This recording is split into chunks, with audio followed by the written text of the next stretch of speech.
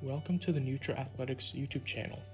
My name is Kyle, and I created NutriAthletics to teach others about the fascinating ties between nutrition and athletics. If you are an athlete or someone who wants to know more about exercise and nutrition, this is the right place for you. Feel free to click on the link in the description below to check out my blog site and read some of my interesting blog posts. Today's video is about skeletal muscle. I will discuss what makes skeletal muscle unique, some examples and components of skeletal muscle, and the process of muscle contraction. Let's start with this question. Why is skeletal muscle so important for us, especially as athletes? The answer is that skeletal muscle is the tissue in our bodies that we mostly use when we perform all kinds of movements during exercise, sports, and daily activities. It's one of three types of muscle tissue. The other two are cardiac and smooth. Skeletal muscle is unique because it is actually the only type of muscle tissue that operates under voluntary control, which means that we can consciously determine its activity.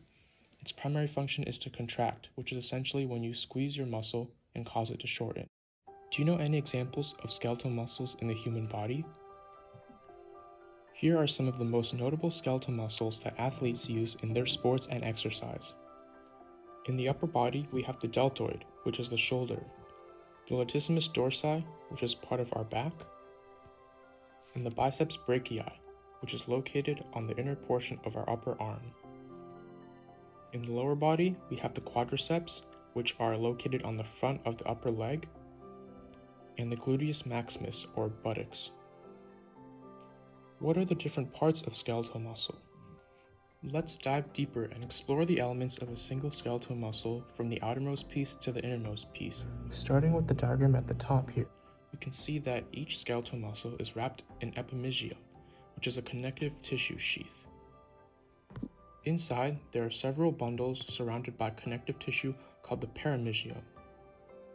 These bundles are called fascicles.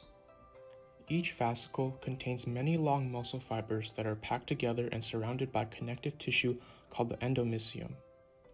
Going to the diagram at the bottom, we can see that each of these muscle fibers contains numerous smaller strands called myofibrils, which consist of sarcomeres, the basic contractile unit. Now we get to the really fascinating topic, muscle contraction. To understand how a muscle contracts, let's take a close look at the sarcomere. Each sarcomere has alternating thick and thin protein filaments.